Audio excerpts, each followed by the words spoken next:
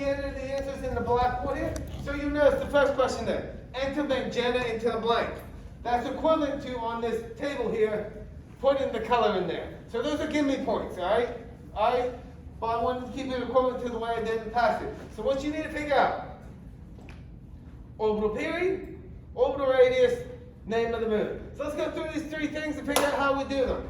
Do them here, so let me get, and then as I said, you got to enter these all on blackboard, so what the moon I'm going to do with you is the yellow moon, okay? So for question 5 here, I put in yellow. Then I come down to question 6 here. What is the orbital period of the yellow moon in days from the Galilean moon data? So let's go to the data and figure out how we get the period. So to do this, you got to remember, what is the definition of period? It's the thing every day in this sentence, right? No. In science, it's the time it takes to complete one cycle, okay? So what we need to do is look at the data here for the yellow moon and see when it starts the cycle and when it ends the cycle. So I'll start on night 1 here, and then I'll go through the nights until we get back to the same point here, the same position, because that'll tell me the cycle has repeated itself. So I start at night 1 here, I go to night 2, nope, not the same place. Night 3, nope, not the same place. Night 4, nope, not the same place. Night 5, on night 5, the moon is the same place as night 1. So my orbital period is 5 minus 1, 4. So my orbital period is 4 days, okay? I don't know where you got, I know in elementary school you got this misconception. When you start counting, you start with 1. No, you don't, you start with 0. Right now, I have 0 books on the table. Now I have 1 book on the table, okay? You always start counting with 0, but no one ever includes it. So that's why you take 5 minus 1, because technically that should be night 0, because you start counting with 0. So 5 minus 1 gives me an orbital period of 4 days. So I go on the blackboard, here, put down the orbital period of the yellow Galilean moon is 4 days. All right? Let's go ahead and go to the next one here, the orbital radius. So, I want the whiteboard here for a second. I want to be able to draw on the whiteboard for a second, okay? Because I got a demonstration here real quick. Here. So what I'm going to do is I'm going back to the Galilean moon down here. Now I'm going to look at the first night here and see that, hey, there's numbers on here. Dr. Boyles, why are these numbers on here? Those are your distances, okay? Those are your distances. That's your meter stick, your yardstick, your ruler for measuring the distances for the orbital radiuses of the moon. I know you look at it and say, Dr. Boyles, I don't see a circle there anywhere. That's because we've got to transform our point of view here. Here, let's go real quick to the simulation here. There you go. Hey. So, when we think of a circle, we think of the moon going around the planet like this. This is the moon Io. This is the planet Jupiter here. And that's how we think of a circle, right? Right? So we say, hey, the radius of the circle goes from the center of the planet to the edge of the circle of the moon going around the planet. But here's the thing. That's the point of view from above the solar system. Galileo was in the solar system. He can't look from above this. So how did he determine what the orbital radius was?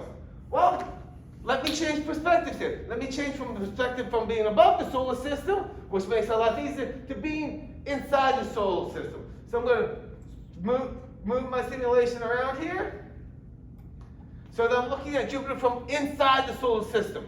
When I look at that, I say, hey, there's a little bit of a distortion due to the fact that this program auto-adjusts when I rotate it. But I look here and say, hey, my orbital radius is the same as the distance from the center of Jupiter to where the moon gets the furthest away from Jupiter. Notice what that corresponds with when, and as I said, there's a little distortion here, when we get the furthest away from Jupiter.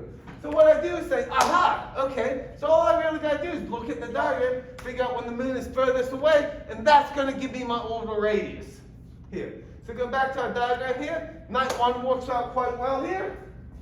So we go ahead and look at night 1 for the yellow moon. I look at it there and say, that looks to be about 7/10 of the distance to 1 there. From here to here looks to be about 7/10, okay? So I go into Blackboard, enter the answer 0.7. Now, I know the first thing you're going to be wondering, Dr. Boyles, what if I thought that was 2/3 or 3/4, not 7/10 like you? You'll be fine. For numerical answers in Blackboard, you can define a range of answers it will take. Blackboard will take a range of answers from, I think, 0.65 to 0.75, if I remember correctly. And so long as your answer is in that range, you'll be fine. And I did that for all the orbital ranges, that there's a range to give some margin of error for human judgment, okay? All right, so I got the orbital period, the orbital radius.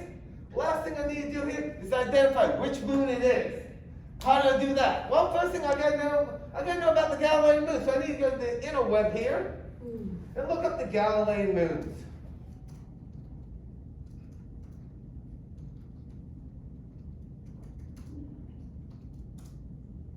Go here and then, hey, I'm going to go to the Wikipedia page. Now, I've had students tell me that the professor said, never to use Wikipedia. Wikipedia is bad. I'm going to tell you the exact opposite. No, when it comes to science, Wikipedia is good. People don't plagiarize the science articles on Wikipedia, okay? It doesn't happen, all right? Every science article I've ever looked at on Wikipedia, I've been able to verify that its information is correct and has not been changed by someone that just wants to be a horrible person and change the information on Wikipedia here. So for science stuff, Wikipedia always works well here. So what do you need from this Wikipedia article here? Well, for this part of the exercise, you're going to need this table here. So this table lists the 4 Galilean moons, Io, Europa, Ganymede, and Callisto, and some of their major properties here. So now the last question you have to ask yourself, Dr. Boyles, how are we going to relate this to the data? Well, distances unfortunately are measured in many different units, okay? Meters, kilometers, yards, feet, whatever, okay?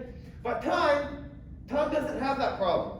Time always is measured in the same units. Every unit system has the same base unit for time here. So what we're going to use is the period of our moon here. So we'll go back and look at the period of our yellow moon. I see that it's 4 days here. So what I'm going to do is look at the Galilean moon data here and see which moon has the period closest to 4 days. And notice I use the word closest here because we idealize the data on the worksheet to make it easier to analyze, okay? If we didn't do that, the data would become much harder to analyze. And we wanted to make the data easy to analyze here. So just go through the orbital periods here and look for which one is closest to 4 here. So go to Io, 1.769, kinda, but maybe we can do better. Europa, 3.551, that seems pretty close to 4. That's probably 1. But let me double check the next moon just in case. They go in order of orbital period here. Ganymede, 7.155, that's much bigger than 4. 3.551 is definitely much closer to 4. So then I've identified the yellow moon to be Europa. Come back here. Europa. Click on it, and then I'm done with that one. So one comment I want to make here real quick. The orbital periods are going to you're never going to be in a situation where you're trying to guess which one of the 2 moons is. The orbital period will always be very close to the actual period here. Like for example, you'll never get the value 12, okay? Because 12 is almost halfway between these 2. No, you'll get a value for this one either 7 or 8. This one here was 4. This one here probably is going to be 2. Okay? The value you get from the data is going to be very close to the actual value within 1 day of it, okay? So there won't be any, I wonder if it's the first moon or the second moon. It's going to be distinctly 1 moon.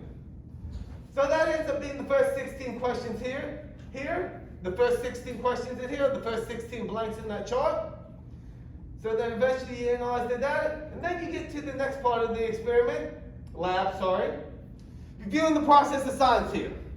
So what these are 5 questions to help getting you thinking about the scientific method that we talked about in chapter 3 here, okay? 5 questions here to help you get thinking about the scientific method.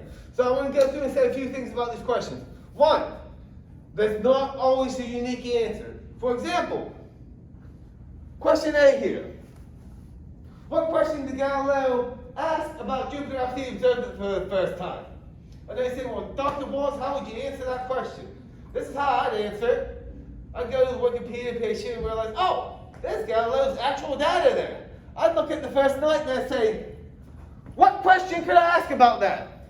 Notice here, here's Jupiter, and then these are stars? He thought they were stars?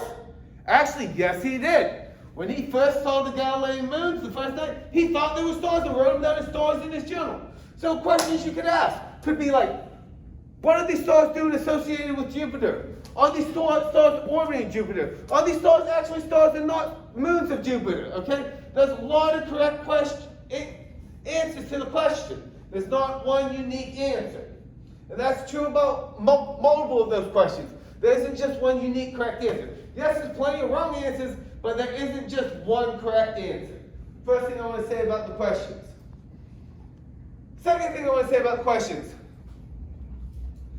This exercise is not about the heliocentric and geocentric model. This exercise has nothing to do with the heliocentric and geocentric model. Let me repeat it for the third time. This exercise has nothing to do with the heliocentric and geocentric model, okay? So in none of your answers to these 5 questions, should I see the word heliocentric or geocentric? This exercise has nothing to do with the heliocentric and geocentric model. Third thing I have to say about these questions. Galileo did this in what? 1602, 1603, 1604? Did the internet exist in 1604? Nope. You say, why are you bringing that up? You can't look these answers up on the internet. The internet didn't exist in Galileo's time. And they say, really? No. C you can. C you can find on the internet. But the rest of them you can't, okay? The internet didn't exist in Galileo's time. You can't just Google the answers on the internet, okay? So you have to answer these questions as though you're thinking as yourself being Galileo back in 1603, 1604, whenever you first started taking this data. You got to put yourself in Galileo's shoes, because the internet did not exist back in Galileo's time. You can't go look up Galileo's thought about it on the internet unless you go back and read his book. But then his book's written in Latin. Who knows Latin in here? Anyone? I had a friend in graduate school that knew Latin. Exactly, it's a dead language, no one uses it, okay? Exactly, so unless you read Latin, you're not going to know how Galileo thought about these questions. So you need to answer them as though you put yourself in Galileo's shoes. Alright, so that's the second section of the lab. Third section of the lab, which is the least amount of points, but still something I told you were going to do in the future, applying Kepler's laws, okay? As I mentioned, Kepler figured out that his laws work for planets, but then Isaac Newton eventually figured out they work for everything. So, and Galileo didn't know this. So what I'm going to have you do is be one step smarter than Galileo here and prove that Kepler's laws not only work for planets, they also work for moons. And the way you're going to do this is you're going to create a graph of the orbital period squared versus semi-major axis cubed for the 4 Galilean moons. Now I know you're saying, have we seen this before? Oh, whoops, wrong one there. Yeah. Where are my notes at? Thank you. Yeah, back when we were in chapter 3, I showed you this mathematical relationship here. Orbital period squared, semi-major axis cubed, and said, hey, you're going to create a graph like this for the Galilean moons. Prove that Kepler's laws also work for the Galilean moons. And when you do that, your graph's going to look like this insert here. Because there's 4 Galilean moons, 1, 2, 3, 4 planets. Your graph's going to look similar to the insert right there. Is what your graph will look like. Going back to the lab here real quick. So the answers to those questions you're just going to write in Blackboard. So you're going to create a graph here. I'll tell you what graph you need to create here. So I'll give you a little advice. University has 2 free-to-use programs on all the computers. Equal Pro and Microsoft Excel both will create graphs for you, okay? Now, as I mentioned here, there's a ton of them that exist in the world, but these 2 are free, available on all university computers. So that you have a graphing program used here. I want to make one comment if you use Excel. Excel is a business software program, not science. I don't even allow my physics students to use Excel graphs, okay? I don't allow it because Excel is a business software program. Not scientific, okay? Not scientific. Business, okay? And business graphs are completely different than scientific graphs, okay? Completely two different worlds, what they do, okay? Two completely different worlds here. But you can still make me a reasonable graph to show me Kepler's laws in Excel. But the key thing you gotta be careful about is, if you're using Excel, you need to use what's called an XY scatter plot. Because Excel's gonna default to some business style graph. And it's not gonna show the science I want you to show. To get the graph to work out properly for you when you create it, you gotta use an XY scatter plot. Because when you go in to create the graph, Excel's gonna suggest some kind of crappy business graph that doesn't work for science, okay? Doesn't work for science. It's going to suggest some kind of graph that is not going to work. You need to tell Excel, make me an XY scatter plot, because it's going to try to make you a business style graph. And I don't want a business style graph because they're meaningless in science, okay? So we want an XY scatter plot as the type of graph. And then all you're going to do is make a copy of that graph, and then you'll